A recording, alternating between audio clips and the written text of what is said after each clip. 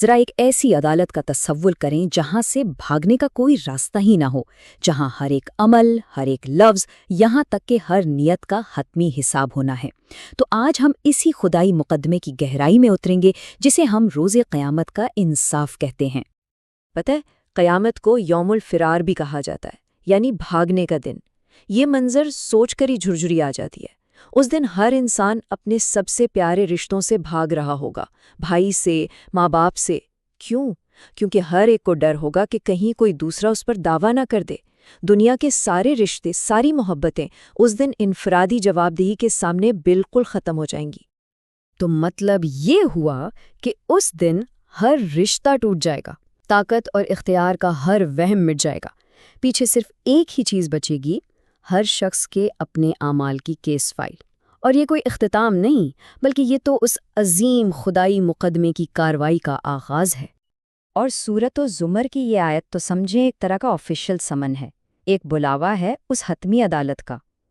پھر بے شک قیامت کے دن تم اپنے رب کے سامنے جھگڑو گے، اور اس حکم سے کوئی بھی روح بچ نہیں سکتی، ہر ایک کو حاضر ہونا ہی ہے۔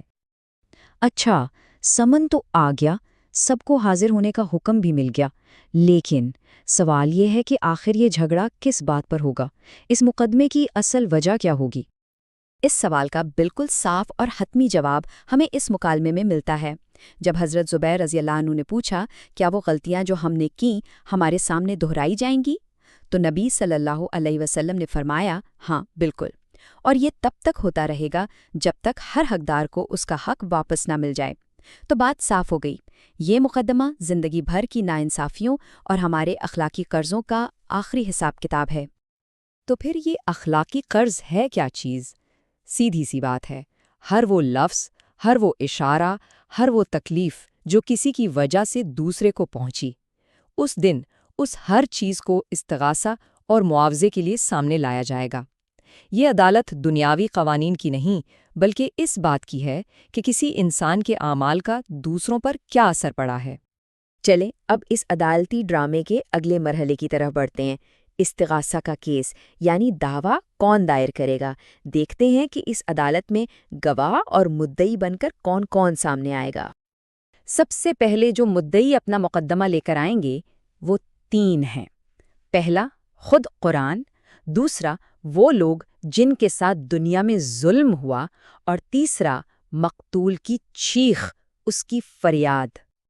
اور جو بات سب سے زیادہ چونکا دینے والی ہے وہ یہ ہے کہ غفلت کرنے والوں کے خلاف سب سے پہلا مقدمہ خود قرآن دائر کرے گا۔ سورۃ الفرقان میں یہ منظر کچھ یوں بیان کیا گیا ہے، اور رسول کہیں گے، اے میرے رب، بے شک میری قوم نے اس قرآن کو چھوڑ دیا تھا۔ یعنی قرآن کی ہدایات کو نظر انداز کرنا اتنا بڑا معاملہ ہے کہ اس کی شکایت خود نبی صلی اللہ علیہ وسلم اور وحی کی طرف سے کی جائے گی۔ قرآن کے بعد اب باری آتی ہے انسانی گواہی کی۔ اب مدعی گواہی کے کٹہرے میں آئیں گے، اور یہ مدعی کون ہوں گے؟ خود مظلوم لوگ۔ یہاں سے مقدمے کی سنگینی اور بھی بڑھ جاتی ہے۔ اس ساری صورتحال کو سمجھنے کے لیے نبی صلی اللہ علیہ وسلم کا ایک سوال بہت گہرا ہے۔ آپ نے پوچھا، جانتے ہو مفلس کون ہے؟ یہ سوال ایک ایسی مثال کا دروازہ کھولتا ہے جو روحانی امیری اور غریبی کا اصل مطلب سمجھا دیتی ہے۔ صحابہ نے وہی جواب دیا جو ہم میں سے کوئی بھی دیتا، مفلس وہ ہے جس کے پاس نہ پیسے ہوں نہ کوئی سامان۔ یہ سیدھا سادہ دنیاوی جواب تھا، لیکن اس کے بعد جو تعریف آنے والی تھی وہ سوچ کو بالکل بدل دینے والی تھی۔ پھر نبی صلی اللہ علیہ وسلم نے بتایا کہ اصل مفلس، اصل بینکرپٹ کون ہے؟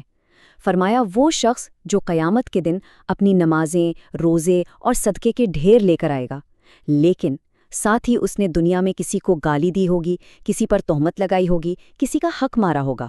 پھر حساب شروع ہوگا، اس کی نیکیاں ایک ایک کر کے ان مظلوموں کو دے دی جائیں گی جن پر اس نے ظلم کیا تھا، اور اگر نیکیاں ختم ہو گئیں اور قرض ابھی باقی تھا تو پھر مظلوموں کے گناہ اس پر ڈال دیے جائیں گے، اور آخر میں اسے ہر نیکی سے خالی ہو کر آگ میں پھینک دیا جائے گا۔ قرآن کی گواہی ہو گئی، مظلوموں نے اپنا کیس پیش کر دیا۔ اب عدالت میں ایک گہری خاموشی ہے، اور پھر سب سے ڈرامائی گواہی کے لیے پیش ہوتا ہے آخری مدعی۔ یہ منظر انتہائی خوفناک ہے۔ مقتول اپنے قاتل کو لے کر آئے گا، اس کی پیشانی اور سر سے پکڑے ہوئے اس کی رگوں سے خون بہہ رہا ہوگا اور وہ کہے گا، اے رب، اس نے مجھے قتل کیا تھا۔ سوچیں ذرا، مقتول خود اپنے قاتل پر براہ راست الزام لگا رہا ہے۔ اور اس جرم کی سنگینی کو حضرت ابن عباس رضی اللہ عنہ کا یہ قول مزید پکا کرتا ہے کہ قتل سے متعلق جو آیت ہے وہ کبھی منسوخ نہیں ہوئی۔ اس کا مطلب یہ ہے کہ دنیا میں توبہ سے شاید اللہ اپنا حق معاف کر دے، لیکن یہ مقدمہ اس خدائی عدالت میں پھر بھی کھلے گا، کیونکہ یہ حق اللہ کا نہیں، اس مقتول کا ہے جسے انصاف ملنا باقی ہے۔ تو گواہیاں مکمل ہوئیں۔ اب ہم اس عدالتی کارروائی کے آخری مرحلے میں ہیں، فیصلہ اور سزا۔ وہ قرض جو دنیا میں ادا نہیں ہو سکا، اب دیکھتے ہیں کہ حتمی انصاف کا نظام کیسے کام کرتا ہے۔ دیکھیے، اس عدالت کی کرنسی درہم و دینار نہیں ہے، یہاں کرنسی ہے نیکیاں اور گناہ۔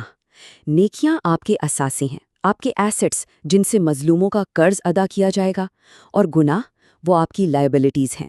اگر نیکیاں ختم ہو گئیں تو مظلوموں کے گناہ ظالم پر لاد دیے جائیں گے۔ اور اس مقدمے کا انجام، اس کا نتیجہ سورت ابراہیم کی ان آیات میں بالکل واضح ہے۔ اور اس دن تم مجرموں کو زنجیروں میں جکڑا ہوا دیکھو گے تاکہ اللہ ہر روح کو اس کے کیے کا پورا پورا بدلہ دے۔ یہ ہے اس عدالت کا حتمی فیصلہ اور اس کے نتیجے کا ایک عکس۔ تو آخر میں یہ ایک بہت بڑا سوال ہمارے سامنے رہ جاتا ہے۔ ایک ایسی عدالت میں جہاں کرنسی صرف اعمال ہیں، وہاں ہر شخص کی فائنل بیلنس شیٹ کیسی دکھے گی؟ کیا اس میں منافع ہوگا یا پھر ایسا نقصان جس کی کوئی تلافی ممکن نہیں؟